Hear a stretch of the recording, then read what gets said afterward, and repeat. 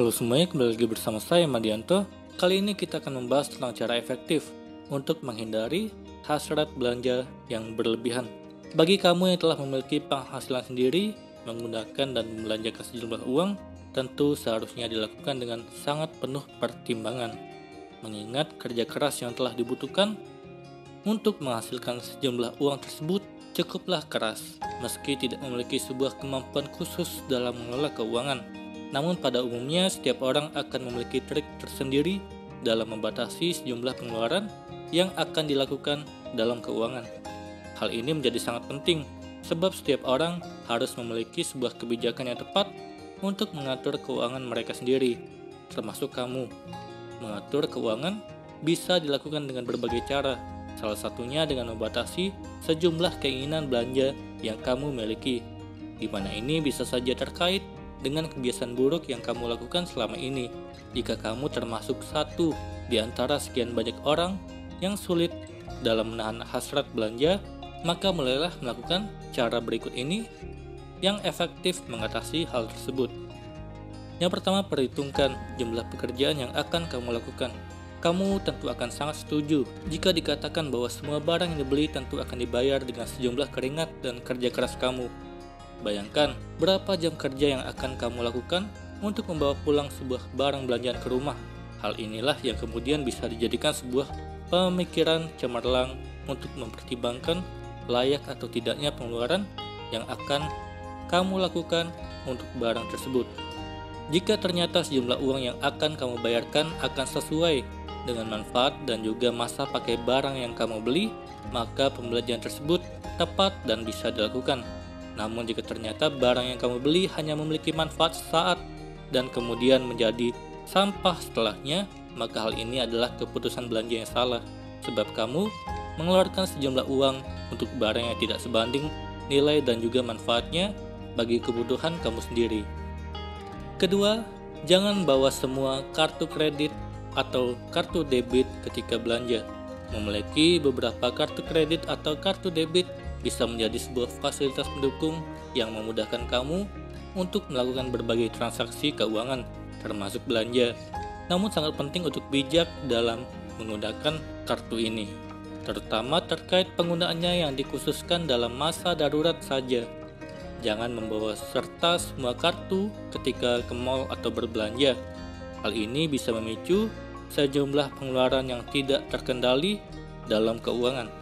Bawa satu kartu saja ketika akan berbelanja dan buat catatan belanja sebelum kamu meninggalkan rumah untuk kegiatan tersebut. Periksa limit kartu kredit kamu sebelumnya dan pastikan jumlahnya mencukupi sehingga pembelanjaan yang dilakukan sesuai dengan anggaran dan kebutuhan. Membatasi penggunaan kartu kredit dapat membantu kamu dalam membatasi hasrat belanja. Ketiga, hindari terapi belanja. Kegiatan ini merupakan salah satu kebiasaan yang dijalankan oleh banyak orang. Barangkali kamu juga pernah melakukannya. Terapi belanja terjadi ketika sedang dalam kondisi tertekan atau stres. Jangan lakukan kegiatan belanja sebagai terapi untuk kembali kepada kondisi normal kamu. Ini tidak akan efektif sebab dalam kondisi stres tersebut, kamu justru memiliki peluang yang sangat besar untuk kehilangan kontrol dan justru membeli berbagai macam barang yang tidak benar-benar dibutuhkan. Ini akan menjadi masalah di dalam keuangan. Kamu dapat mengatasi stres dengan sekedar berjalan-jalan, mendengarkan musik atau menonton sebuah film yang menurut kamu cukup menarik. Keempat, blok semua situs belanja di handphone atau di komputer. Kegiatan belanja menjadi lebih mudah belakangan ini. Kamu juga tentu merasakannya, di mana kita bisa dengan mudah melakukan kegiatan belanja secara online. Kemudahan ini bisa jadi menjadi sebuah musibah jika ternyata kamu tidak memiliki kontrol yang baik dalam mengatur keuangan dan juga hasrat belanja yang cukup besar.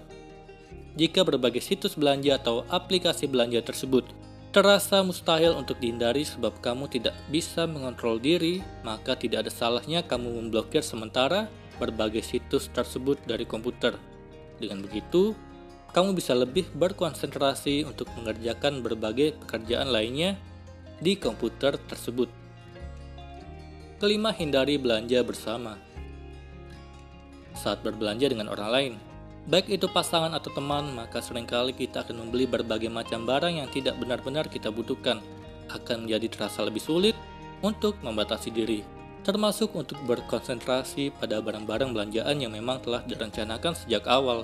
Hal ini bahkan menjadi lebih sulit daripada ketika kita berbelanja sendiri, meskipun kita telah menanyakan kepada mereka mengenai sesuatu yang akan kita beli tersebut.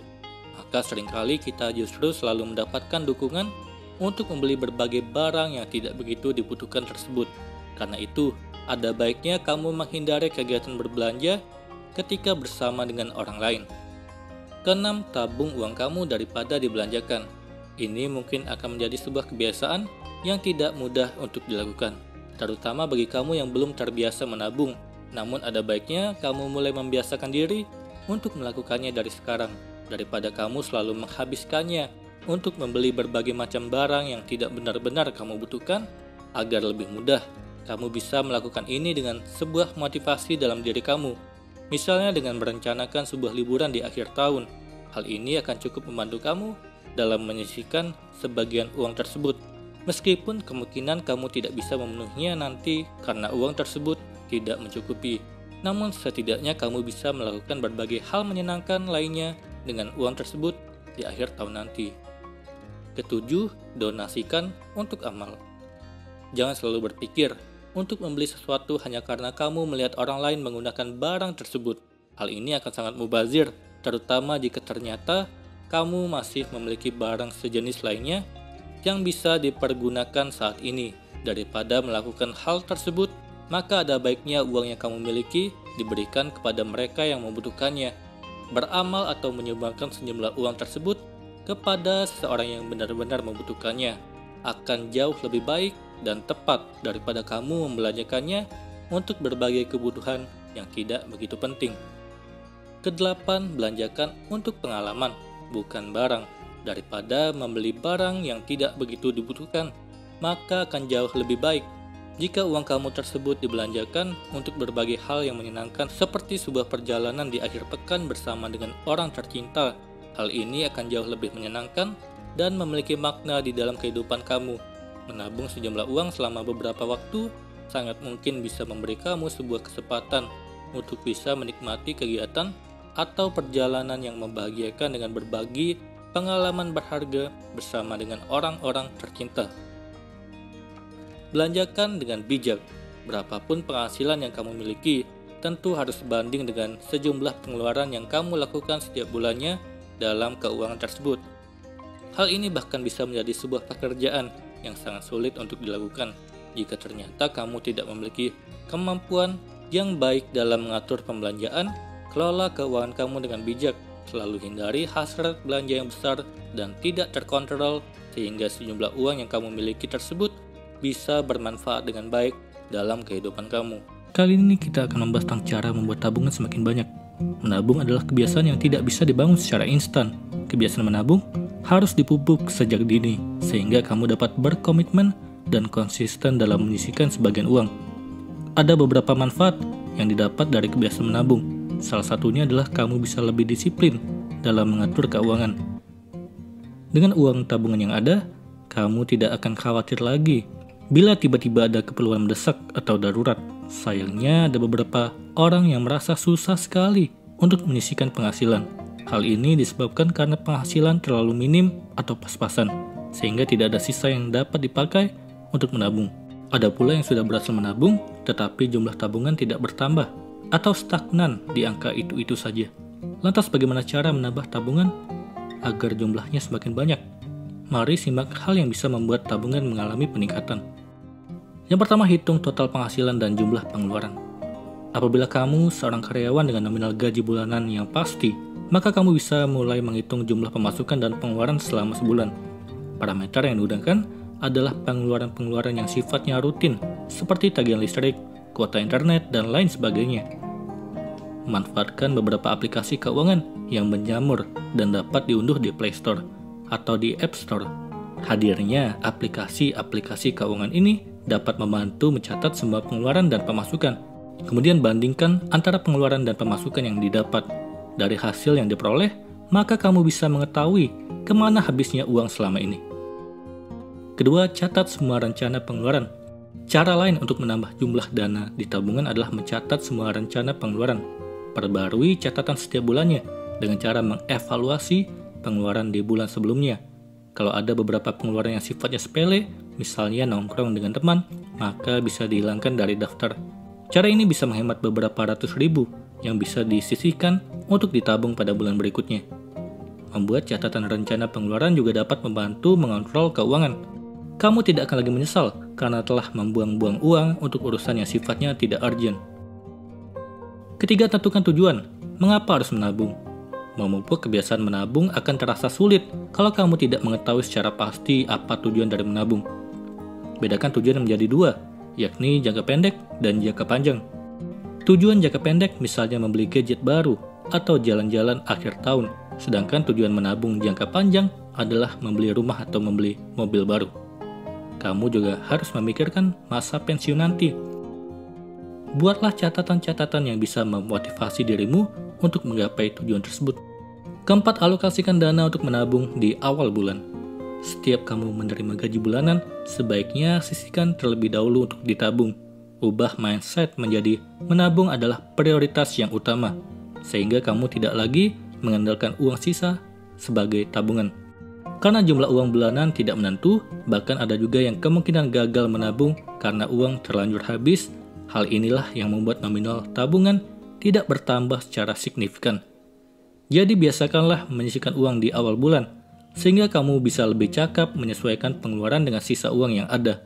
Sederhananya, kamu hanya akan menggunakan dana dari hasil pendapatan atau gaji setelah dikurangi untuk tabungan.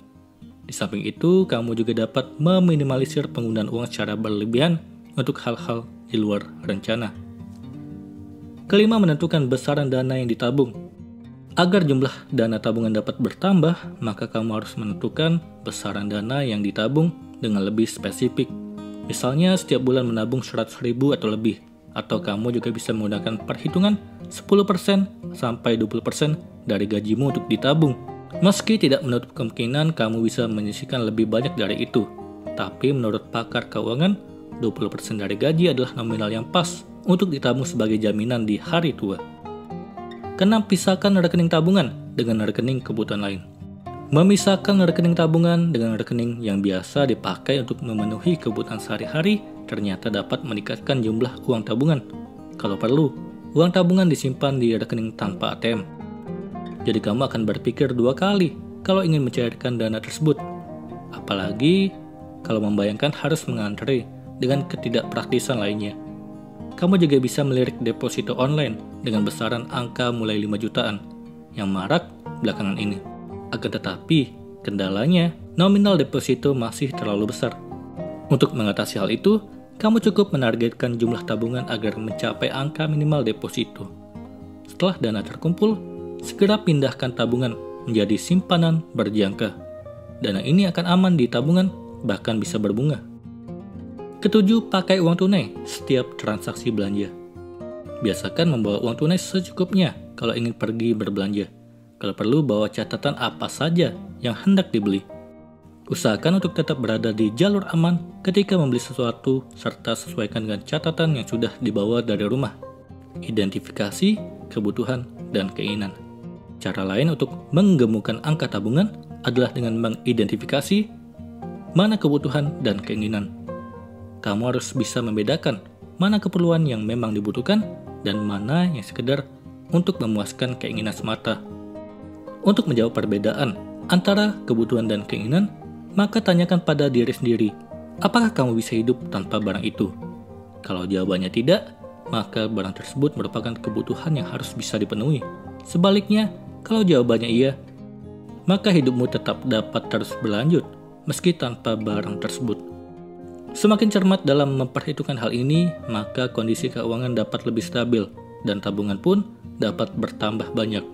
Kali ini kita akan membahas tentang lifestyle inflation ketika pendapatan naik bersamaan dengan pengeluaran. Memiliki penghasilan yang lebih tinggi mendatangkan fleksibilitas yang jauh lebih besar dalam hal pengaturan keuangan serta membentengi diri dari kemerosotan ekonomi. Sederhananya, dengan naiknya pendapatan, kita akan mendapatkan lebih banyak kesempatan dalam hidup. Tapi yang sering dilupakan, adalah ketika pendapatan bertambah. Sebagian besar orang cenderung berkeinginan untuk segera menyesuaikan gaya hidup dengan nominal uang yang dihasilkan. Jadi tidak hanya penghasilannya saja yang bertambah, tetapi pengeluarannya juga ikut meningkat. Inilah yang disebut dengan lifestyle inflation. Kalau seseorang sudah berada dalam kondisi seperti ini, tentu akan memberikan dampak pada keuangannya. Terlebih lagi, banyak dari mereka yang bahkan tidak menyadari akan hal ini. Lalu apa saja tanda-tanda dan penyebabnya? Dalam ilmu behavioral science, pada dasarnya manusia memiliki keinginan yang tidak ada habisnya. Ini adalah prinsip utama ekonomi. Setelah satu tujuan terpenuhi, baik itu materi atau pencapaian, rasa haus akan tujuan selanjutnya pun muncul. Oleh karenanya manusia selalu ingin mendapatkan lebih. Lifestyle inflation atau yang bisa disebut juga dengan lifestyle creep adalah perubahan perilaku dalam hal menggunakan uang yang kerap dikaitkan dengan bertambahnya penghasilan. Saat mempunyai lebih banyak uang, kita cenderung menginginkan gaya hidup yang lebih mewah daripada sebelumnya, sehingga uang yang dipakai menjadi lebih banyak pula. Maka tidak heran, ada orang di sekitar kita yang menghasilkan uang sebanyak 300 juta dalam setahun tetapi pada akhirnya tetap merasa kekurangan. Mungkin saja dia terjebak dalam lingkaran inflasi pada gaya hidupnya.